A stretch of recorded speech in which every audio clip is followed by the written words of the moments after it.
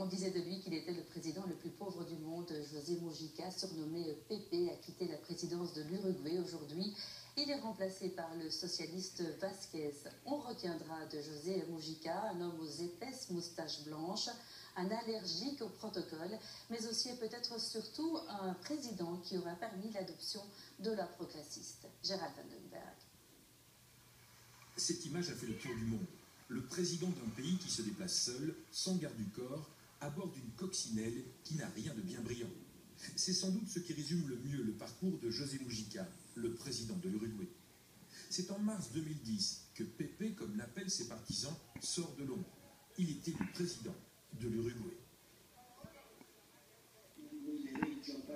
J'ai le droit de crier que dans ce monde, les perdants sont ceux qui arrêtent de se battre. Vive la patrie, vive l'Uruguay, vive l'Amérique latine. S'il utilise ces mots, c'est parce que son parcours est atypique. Dans sa jeunesse, il sera fleuriste, membre du mouvement de rébellion des Tupamaros, fera 13 ans de prison sous la dictature avant de devenir président. Il profite évidemment de l'habituel bain de foule qui suit toute élection victorieuse, mais rapidement il retourne à ses habitudes. C'est ici dans sa maison qu'il travaillera et recevra ses invités. Voici l'endroit où travaille le président. Et voici son vélo.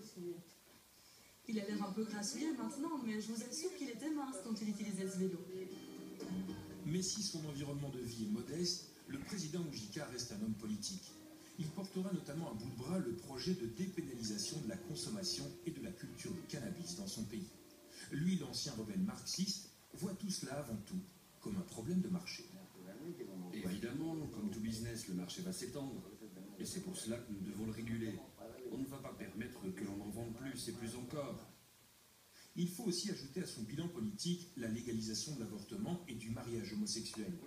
Ses opposants lui reprochent de ne pas s'être assez intéressé à la gestion de l'État, pour se focaliser sur quelques dossiers seulement. Mais cela ne semble pas le perturber. Après tout, il est un cas unique au monde. C'est le premier président à avoir renoncé à 90% de son salaire. Il affirmait ne pas en avoir besoin pour assurer son train de vie de paysan.